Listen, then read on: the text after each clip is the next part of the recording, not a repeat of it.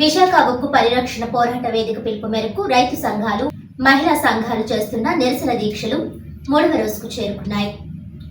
ఈ సందర్భంగా రైతు సంఘం జిల్లా అధ్యక్షులు తిరుమలశెట్టి నాగేశ్వరరావు, కౌలు రైతు సంఘం జిల్లా అధ్యక్షులు మోర్తా రాజశేఖర్, రైతు సంఘం జిల్లా ప్రధాన కార్యదర్శి పప్పు ఆదినారాయణ, ఐద్వా జిల్లా ప్రధాన కార్యదర్శి కె వరలక్ష్మి మాట్లాడుతూ 3 రోజుల నుంచి రాష్ట్ర వ్యాప్తంగా విశాఖ ఉక్కును కాపాడుకునేందుకు జరుగుతున్న నిరసన దీక్షల ఫలితంగా ఉక్కు కార్మికులు చేస్తున్న పోరాటం పాక్షిక విజయం సాధించిందని తెలిపారు. బుధవారం విశాఖ ఉక్కు కార్మిక సంఘాలతో ఉక్కు యాజమాన్యానికి జరిగిన చర్చల సందర్భంగా తొలగించిన 4,000 మందిని బేషరతుగా విధుల్లోకి తీసుకుంటున్నట్లు రాతపూర్వకంగా ఇవ్వడం జరిగిందని తెలిపారు. ఇది రాష్ట్ర ప్రజల విజయమని కొనియాడారు. 32 మంది విద్యార్థులు ప్రాణత్యాగాలలో, 32,000 ఎకరాల రైతుల భూమి త్యాగాలలో, 67 మంది ఎంపీల రాజీనామాలలో చంద్రబాబుకి రాష్ట్ర ప్రజల సెంటిమెంట్ కనబడడం లేదా అని ప్రశ్నించారు. దేశ ప్రజల సంపదను కార్పొరేట్ల పరం చేయడంలో బీజేపీ, మోడీకి చంద్రబాబు, పవన్ కళ్యాణ్ కూడా సహకరిస్తూ కూటమిపై రాష్ట్ర ప్రజలు పెట్టుకున్న నమ్మకాన్ని వమ్ము చేశారని ఆవేదన వ్యక్తం చేశారు. కేంద్ర రాష్ట్ర ప్రభుత్వాలు చేసే కుట్రలను ఆంధ్ర ప్రజల మద్దతుతో విశాఖ ఉక్కుని కాపాడుకునేందుకు సర్వశక్తులు ఒడ్డుదామని తెలిపారు.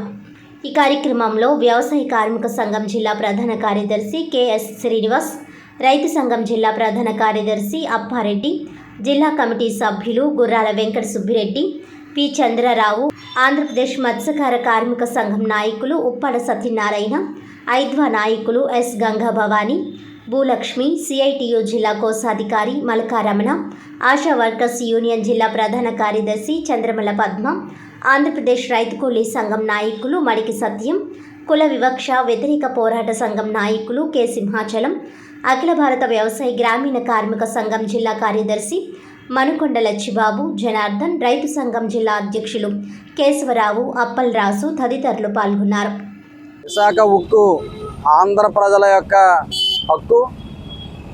దీన్ని రాజకీయం చేసి రాజకీయ హామీగా మాత్రం మిగల్చొద్దని చెప్పి మేము కోరుతా ఉన్నాం.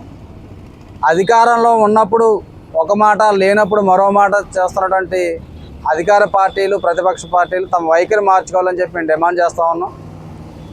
ఆంధ్ర రాష్ట్రానికి ప్రధానంగా 3 ప్రధానమైన డిమాండ్లు ఉన్నాయి.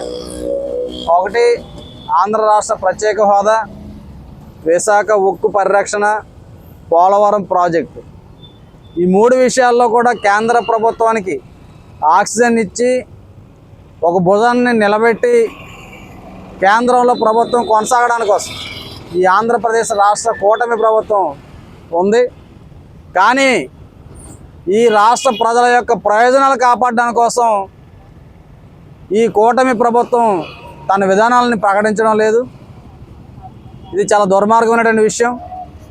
విశాఖ ఉక్కుని కాపాడాల్సినటువంటి బాధ్యత ఎన్నికైనటువంటి రాష్ట్ర ప్రజల ఆకాంక్షలకు అనుగుణంగా ఎన్నికైనటువంటి ఈ కూటమి ప్రభుత్వం మీద ఉంది.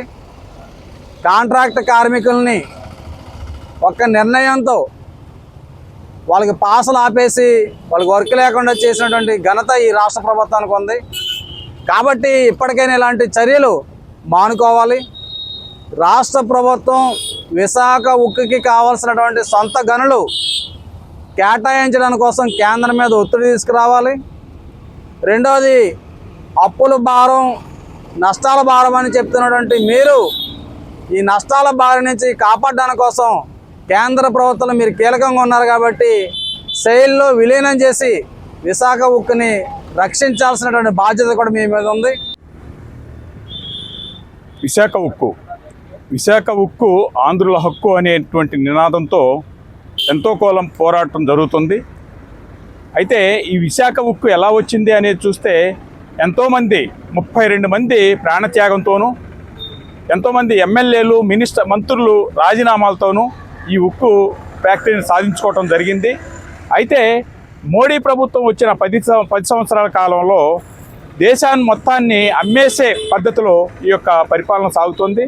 దానిలో భాగంగానే ఎయిర్పోర్ట్లు, అట్లాగే పోర్టులు, రైళ్లు అన్నీ కూడా అమ్మేశాడు. దానిలో భాగంగా ఈరోజు విశాఖ ఉక్కును కూడా అమ్మటానికి సిద్ధమయ్యి దాన్ని ఒక్క 15,000 కోట్ల రూపాయలకి అమ్మటానికి ప్రయత్నం చేస్తున్నాడు. అది అత్యంత దారుణమైన విషయం. అయితే విశాఖ ఉక్కు కావాలి, దాన్ని పరిరక్షించుకుంటాం, దానిలో నష్టాలు లేదు అనేది విశాఖ కార్మికుల యొక్క వాదన. అయితే దాన్ని కోరుతున్నది ఏంటంటే విశాఖ ఉక్కుకి ప్రత్యేక గనులు కేటాయించండి, అది ఇప్పటికీ లాభాల్లోనే ఉంది, మీరు నష్టాల బాటలో నడిపించడానికి ప్రయత్నం చేస్తున్నారు, ఇది సరైన పద్ధతి కాదు అని చెప్పి పోరాటం జరుగుతుంది. ఆ పోరాటానికి మద్దతుగా ఈరోజు 3 రోజులుగా రాష్ట్ర వ్యాపితంగా 3 రోజులు దీక్షలకి పిలుపునివ్వటం జరిగింది. ఆ పిలుపుల్లో భాగంగా మొదటి రోజు విద్యార్థులు, యువజన సంఘాలు దీక్ష చేశాయి. రెండో రోజు కార్మిక సంఘాలతో దీక్ష జరిగింది. మూడో రోజు ఈరోజు రైతు, కార్మిక, రైతు, కౌలు రైతు, అట్లాగే వ్యవసాయ కూలీ, మహిళా సంఘాలతో, ప్రజా సంఘాలతో ఈరోజు దీక్ష జరుగుతుంది. ఇప్పటికైనా సరే రాష్ట్ర కేంద్ర ప్రభుత్వాలు దీన్ని దృష్టిలో పెట్టుకొని విశాఖ ఉక్కు ప్రైవేటీకరణను ఆపాలి, రాష్ట్ర ప్రజల యొక్క గుండె చప్పుడుని దృష్టిలో పెట్టుకొని ప్రైవేటీకరణ ఆపాలి, దానికి కావాల్సిన గనులు కేటాయించాలి, అదేవిధంగా సెయిల్లో విలీనం చేయాలి.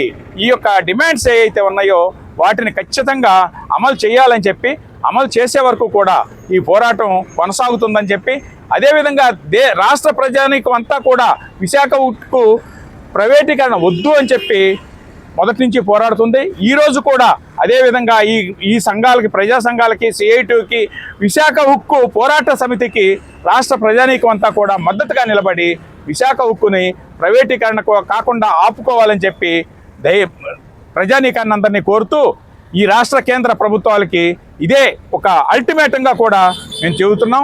మీరు విశాఖ ఉక్కున ప్రైవేటీకరణ ఆపే వరకు కూడా మేము ఈ పోరాటం కొనసాగిస్తాం, దాన్ని ఆపాలని చెప్పి మేము డిమాండ్ చేస్తున్నాం.